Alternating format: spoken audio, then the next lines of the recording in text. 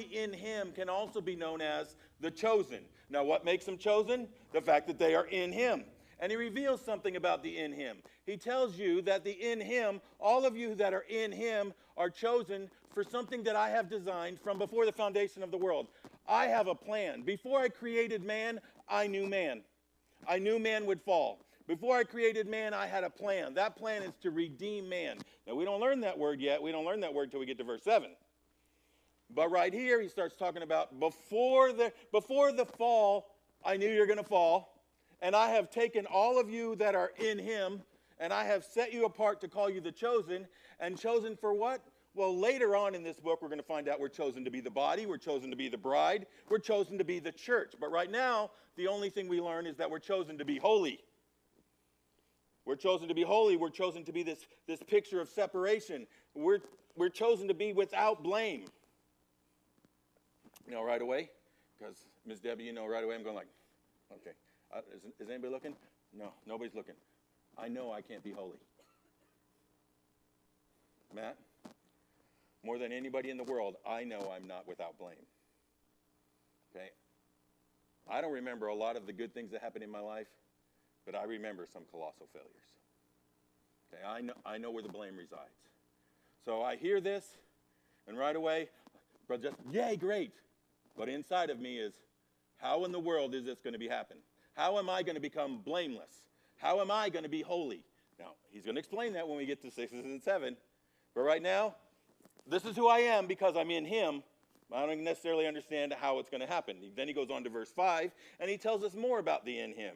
He tells us that the in him will have a redeemed or a glorified body someday. That we are predestined. It is predetermined that now that we're in him, from this present time, it's determined that we will be glorified, that we will complete the adoption of sons. Here it's called the adoption of children. We looked back in Romans chapter 8 to take a look at this. Right now what we have is we have a down payment. We have that earned payment. We have the spirit of adoption, whereby we can cry, Abba, Father. But we're not yet what we shall be. We're not yet glorified. In fact, in that same passage, I don't know if we read this verse, Romans chapter 8, verse 18. I'm afraid we didn't, which is why I want to do it now. It says this, Paul writing about this same picture, I reckon that the suffering of this present time are not even worthy to be compared to the glory that will be revealed, and usually that's where we stop. The sufferings of this present world are not, we can't even compare them to the glory that's going to be revealed when we get in heaven. And right away we think that, and Brother Bill, what we're thinking about is heaven and God and spending time. That is going to be so amazing. And it is. But that verse is not talking about that. It's talking about the glory that is going to be revealed in us. Okay, when we get completed, what we're predestined for, the adoption of son, the glorification of the body, it's not, Matt, everything you're going through now is not even worth talking about if you look at what he's promised to you in the end. When you are in that glorified state, it doesn't even come close. It doesn't measure up. Okay, so that's still, Brother Justin, in the back of my head, I got this question. Holy and blameless. All this is wonderful. I want to shout and scream, but I know I don't qualify. So he goes on. We get to verse 6. To the praise and glory of his grace, wherein he hath made us accepted in the beloved. Great verse, because that verse tells us he did it all. Who made us? Well, first we got to take a look at the beginning of verse 7. He hath made us accepted in the beloved, in whom? The beloved is a whom. Remember we talked about, the beloved is not a group. The beloved is a whom. He has made us accepted. He hath made us accepted in him. Okay, now remember last week we ended that with this.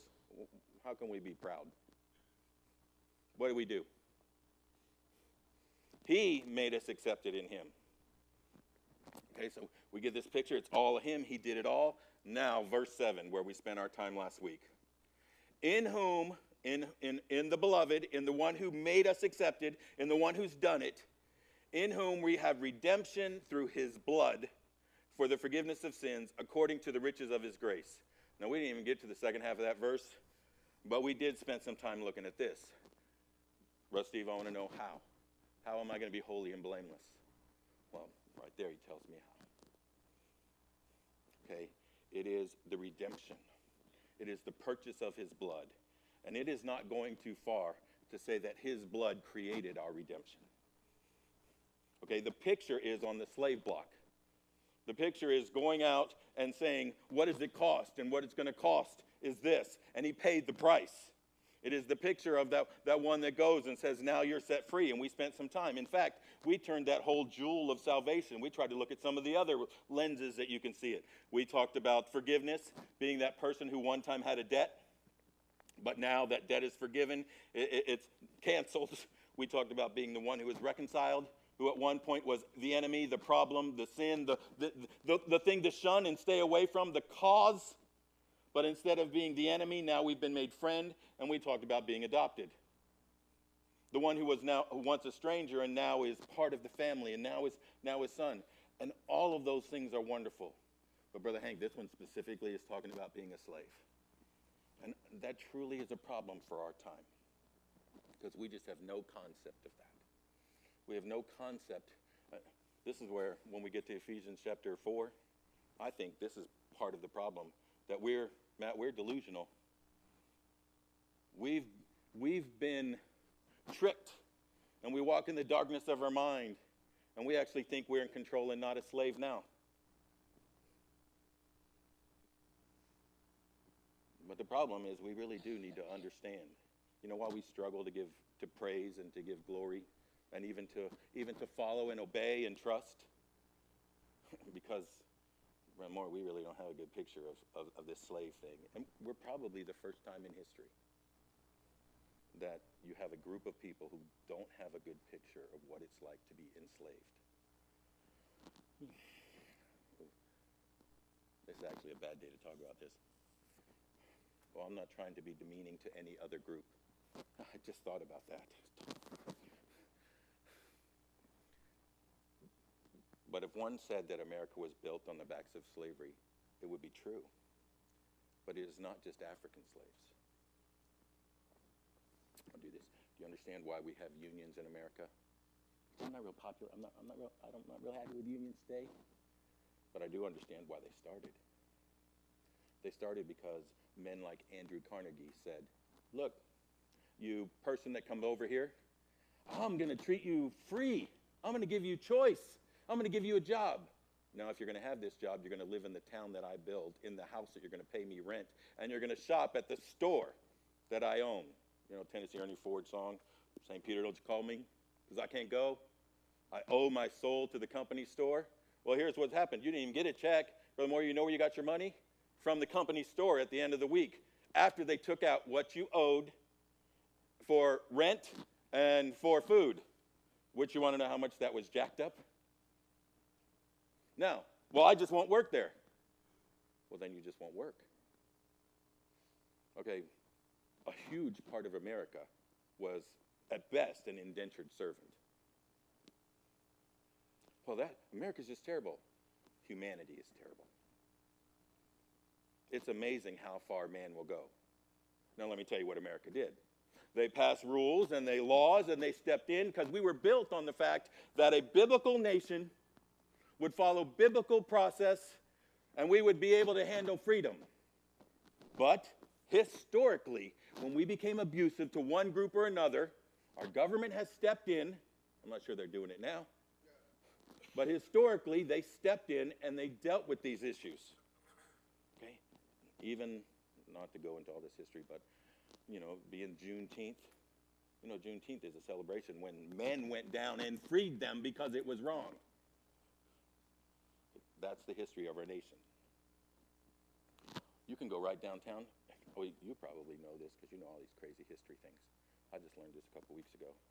I was parked over on the side of the road. There was a plaque there. And so I got out. I looked at the plaque. The plaque is to, I think it's Mary Fortune. I think Mary was her first name. Fortune is the name of a street. Runs right downtown.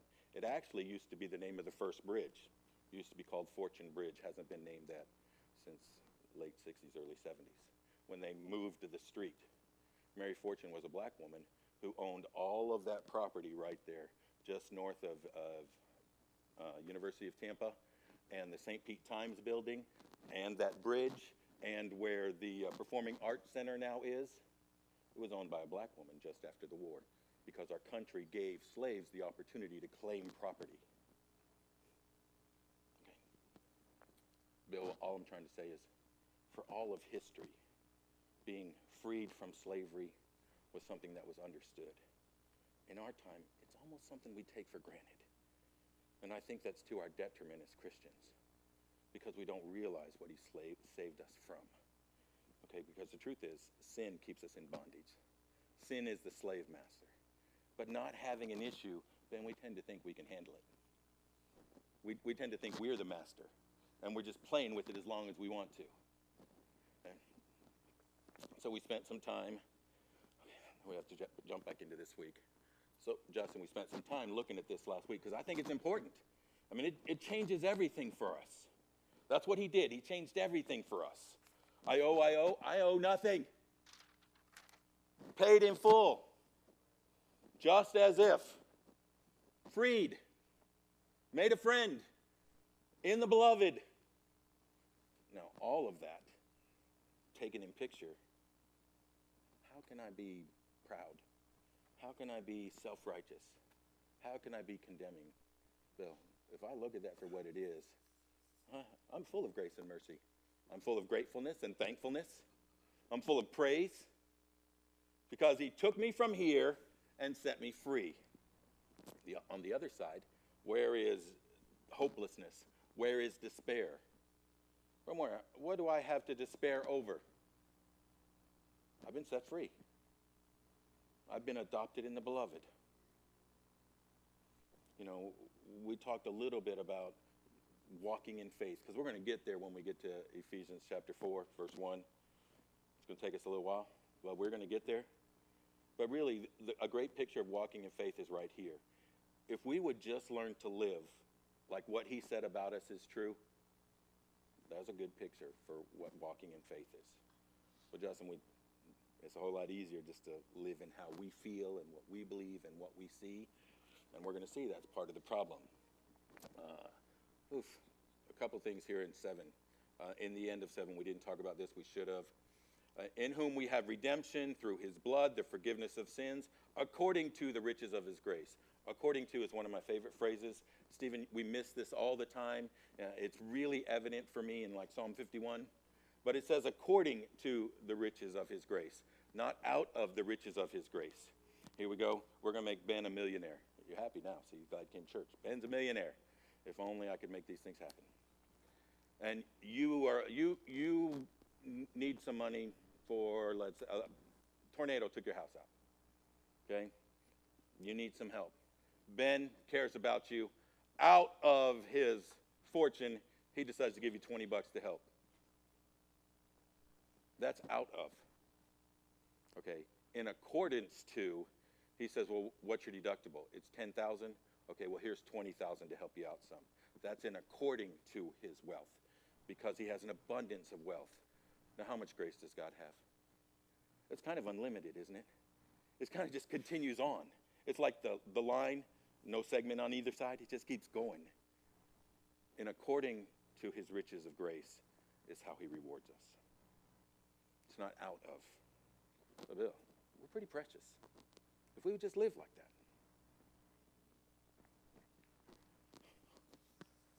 Verse 8, and I do need to get going because verse 9 is where I want to start. Wherein he hath abounded. It's this picture of lavished, of thrown upon us, of much, of an abundance toward us in all wisdom and prudence. Now, here's this thing too. All right, you ready, smarty pants? Said he's given to us out of, in accordance to, in this great abundance, wisdom. Now, don't you feel wise? Don't you feel like you have the answers to everything? Well, if you have any wisdom, you're going to say, no, I don't. So, Justin, how can this be true? It's much like, how could I be holy? How could this be true? Well, let me give you this illustration, okay? Stephen, go to work. Now she's happy. Go to work. When you get to work, I want you to ask a coworker, what's their life? Now, I don't know what their answer is going to be. It's going to be something along the lines of, my life is my work. My life is my family.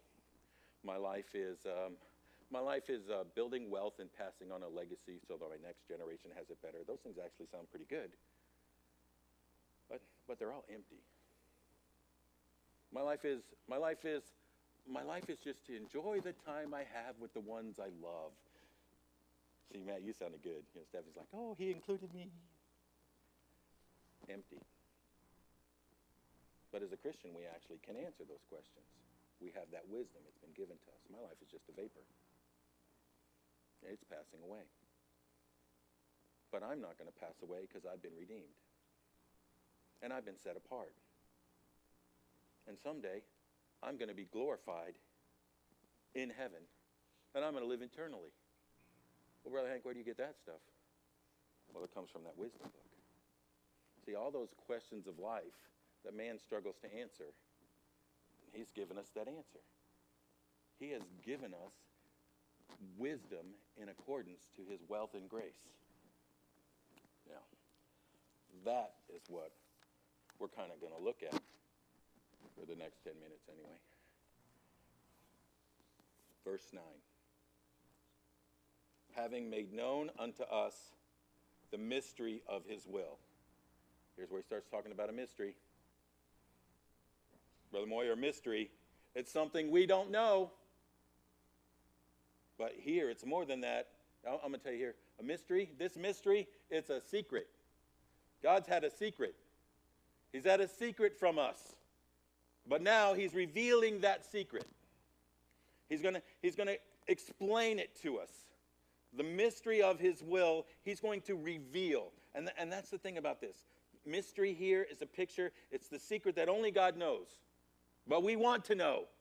But there's no way we can find out apart from him revealing it. Not through our study of science, not through curriculum, not through talking to people.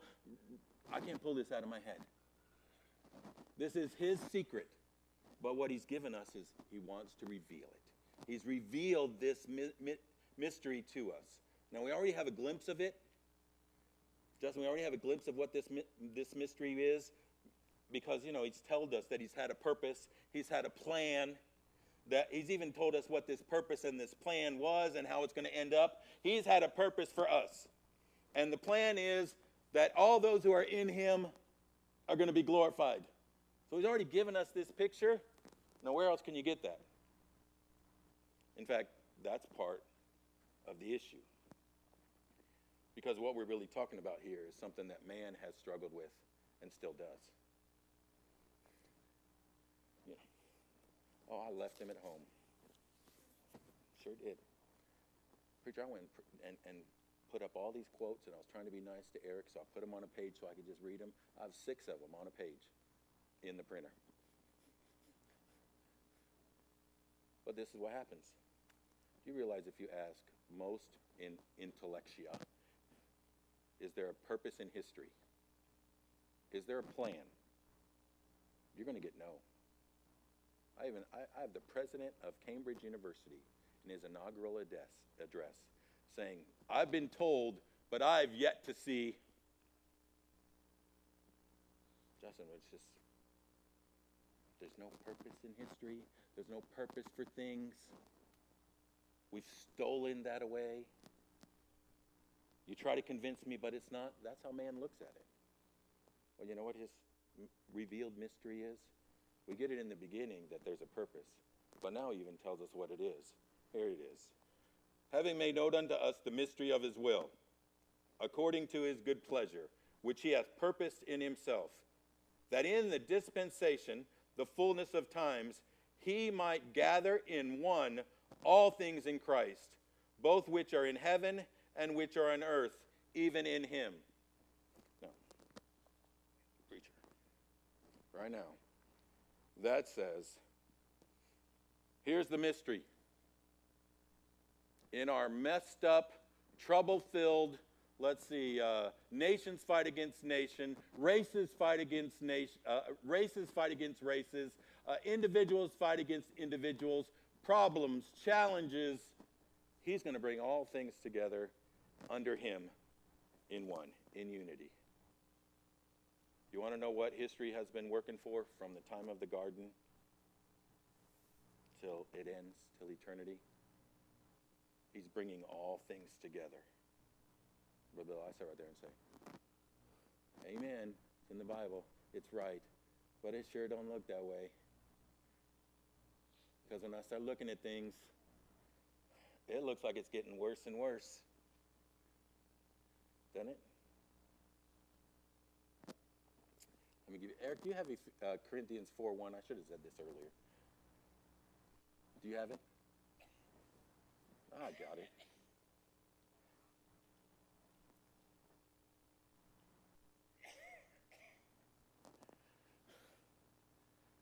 Let a man so account of us as of the ministers of Christ and stewards of the mysteries of God. Brother Bill. Are you saved? Christian? You know what that says? Steward of the mysteries of God.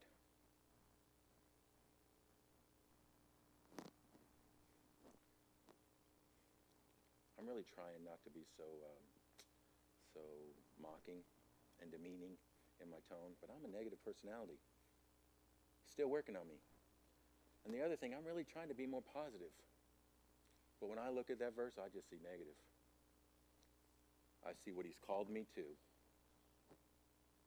And preacher, I see my failure. I'm to be a steward of the mysteries of God. He's handed them to me. I'm to know them. I'm to work them out till I understand them. In fact, we'll see as we get further and further in this book, like we said at the very beginning, there's a point where we can say body too. Brother Hank, you know what my responsibility is as a steward? It's to know them to the point of being able to understand them and to pass them out. I'm supposed to talk about these things. We're comfortable talking about sports. Well, not today. We're comfortable talking about politics.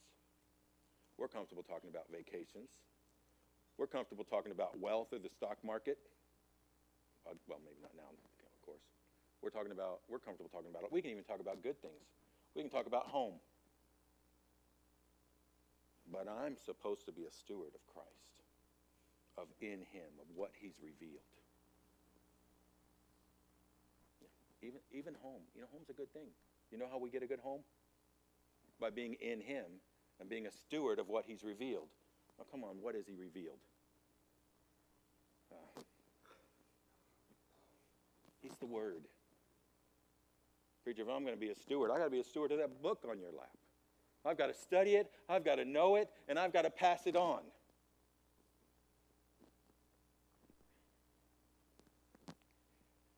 He begins to roll this out, and he said, here's the mystery, and it's been revealed.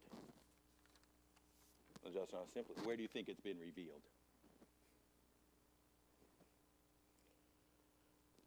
He's rolled this out, and he's told us first. And here's, when I start to look at this here first, there's a secret. The secret is that he intends to bring it all together under him at some point. Okay. He gives us a second division. This second division is dealing with the timing. Oh, no, I don't want to do this. I was trying to hurry, but I'm not going to hurry. I'm not going to do that.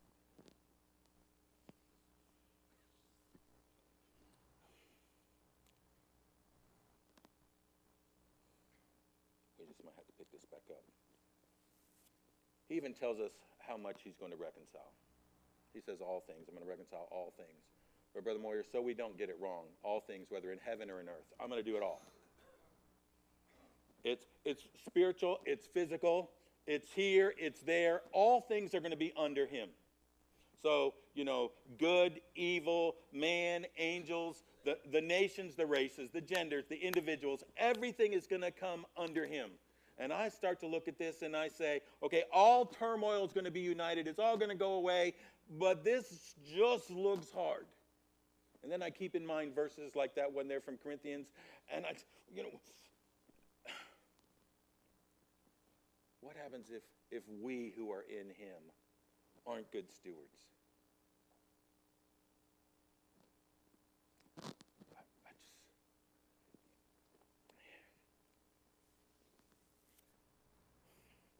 And then,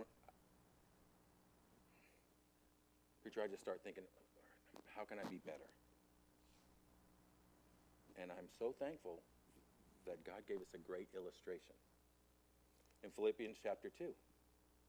You know, in Philippians chapter 2, it starts out with, well, actually, I probably better turn here before Eric tells me 1 second.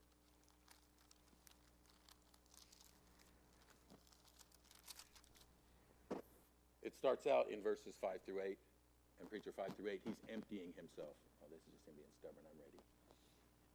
It starts out with almost a de-glorification. He's emptying himself. He's taking upon himself the form of man and flesh. But then it gives us this. Wherefore God hath highly exalted him and given him a name which is above every name, that at the name of Jesus every knee should bow, of things in heaven and things in earth and things under the earth. One more. And that every tongue should confess that Jesus Christ is Lord, and to the glory of the Father. So, preacher, that's that day. That's what it's all heading to. But I go back and I notice how it started. Because, Justin, that's not me. And I'm not living in that day, and they're not going to bow to me. But you know how it started? He humbled himself. Took upon himself the form of man. He humbled himself even to the point of the cross. To death, to submission. Okay. And then I start to look at this. And you know, part of the problem, let me see if I want to jump to this.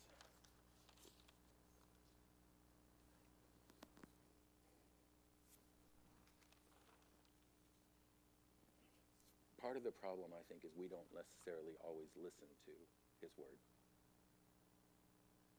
You know, he's revealing a mystery. It's different.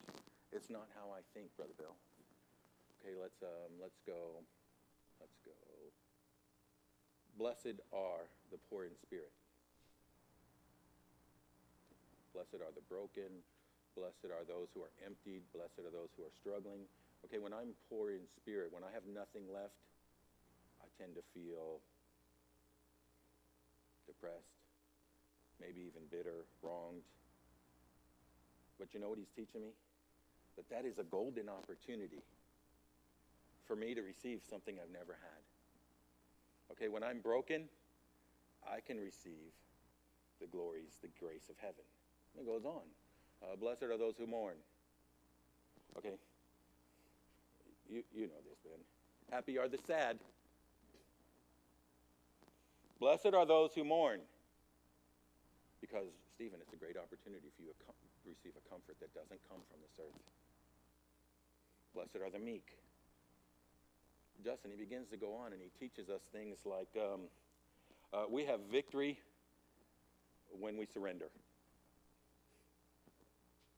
We have life in death.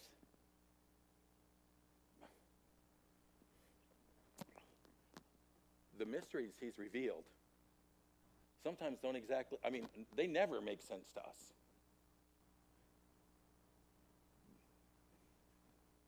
And so I really do think part of our struggle is we just don't listen to him.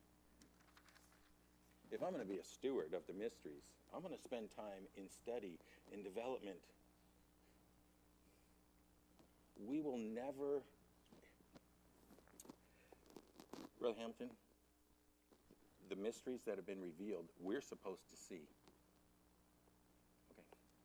I think when we see life today, when we see the news, when we see the struggles, when we see the challenges, we're supposed to see his will in them. No, I'm not talking about reading the tea leaves. I'm talking about we should see the futility. Here, let me do this. I'm going to run out of time. This week, I was talking to somebody. We were talking about bosses. We were talking about bosses. It wasn't you. I had to get that out of the mind for you. Hear the comment. We're talking about bosses, and this person was trying to.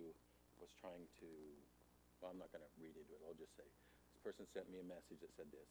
Well, sometimes bosses are overwhelmed. Okay, good so far. Get it?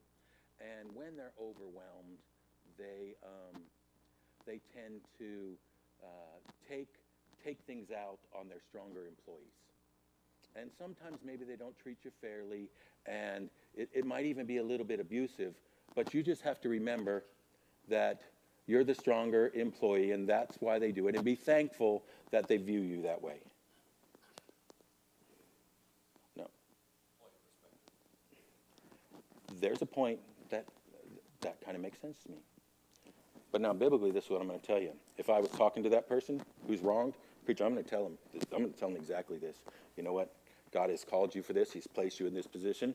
Don't start playing victim, and you need to respond, because what you're doing is showing forth Christ. You know, the reason for doing it is because we're in him.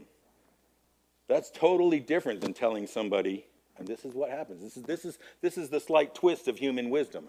That's totally different than telling somebody, you know what?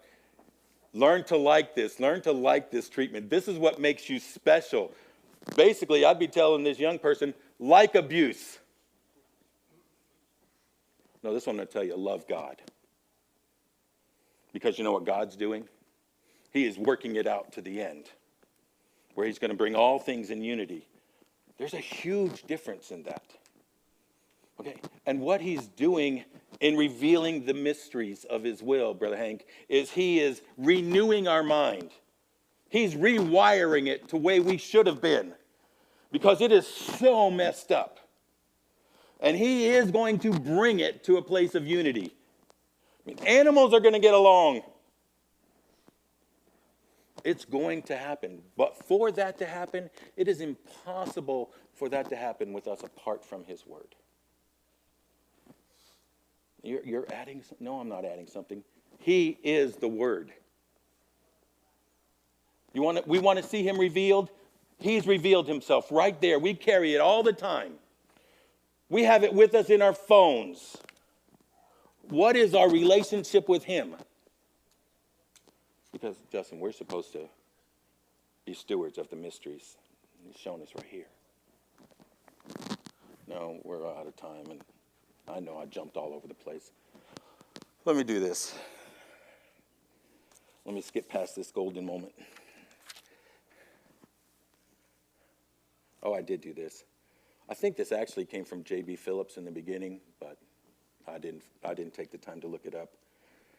Preacher, if we were going to go through all the Beatitudes, they're just totally contrary to how we think. And I'm going to say this again, because they're still on there online. You did an amazing job of going through the Beatitudes when you were doing the 10-minute devotionals. How you did that in 10 minutes is truly, they're a blessing. And you can go look at them anytime you want to. But if we took a look at them, at the Beatitudes, they're just totally contrary to how we think. And so this is kind of how man would think. If man was to put together his Beatitudes, it would be this. Blessed are the pushers, because they're going to advance in the world. They'll push their way through. And if we're not careful, that's how we start counseling ourselves. Blessed are the hard-hearted, because they'll never let themselves be let down. They'll never be hurt. Blessed are the complainers. Why? Because they get the grease. They're the ones who get responded to. Blessed are the blasé, or the uncaring. I just wanted us to say blasé. Or the uncaring, because they never worry. They don't have any regrets. Blessed are the troublemakers, because they're going to get all the attention. In fact, they usually get lifted up. We have these scenarios. Brother Bill, his revelation is so foreign from the way the flesh thinks. And we're not going to arrive there apart from studying his revelation. Here, how about this one? How about, Master, who's going to be the greatest in heaven? How do we get to be great, basically? Okay, well, here's how you get to be great. You quit pushing, and you quit fighting, and you quit striving, and you trust me and follow like a little kid. That doesn't fit with how we think. So he goes through this, and then here, we'll go ahead and jump to the strangest part for me. Oh, we're not going to find it in Philippians. Ephesians chapter 1, verse 10. That in the dispensation, I'll do this. It's the next verses. When's he going to do this? Well, here's the amazing thing, preacher. He does the removing and the fixing at the same time. Here's a great illustration for Mike. He has to come up with it. But like if you put something in water under pressure, put a balloon in water under pressure. If you could open that balloon without it popping, you would have the air leave and liquid go in because everything tends towards equilibrium. And that's what he's doing with us. While he's removing the outside, the same time he's doing the inside. We can't do that. We can't fathom that. If I was going to have a room addition, first I would be the destruction stage, then there would be the addition stage, then you build up. But God's doing them both at the same time right now. As he removes the old, when he burns the dross, he's putting in the new. He's strengthening us as we go. But then it gets to this, that we should be to the praise of his glory who first trusted in us. Here, what's our part in all of this? What's our part in all of this? What do we have to do? Well, verse 11 tells us we inherit. Verse 12 tells us, as a result of all these things he's given us, that our life should be glory and should give glory to him. That's why it's so important we understand. As we go through all these problems, the good's coming in. How do I get and how do I, you know who did all this? Remember what it says? Who made us accepted in the beloved? He did. And you know who's sanctifying us? He is. And the very life we're becoming gives glory to the one who's doing all the work. You know, the only requirement is we surrender. We be as a little kid. We be broken. We mourn over sin. He which hath begun a good work in you, he's going to perform it. The whole requirement in all of this is believe what he said about us. Trust in him. Surrender and follow him, because what he's bringing about brings him glory. And that's going to be our glorified body. Stephen, will you close the word in prayer?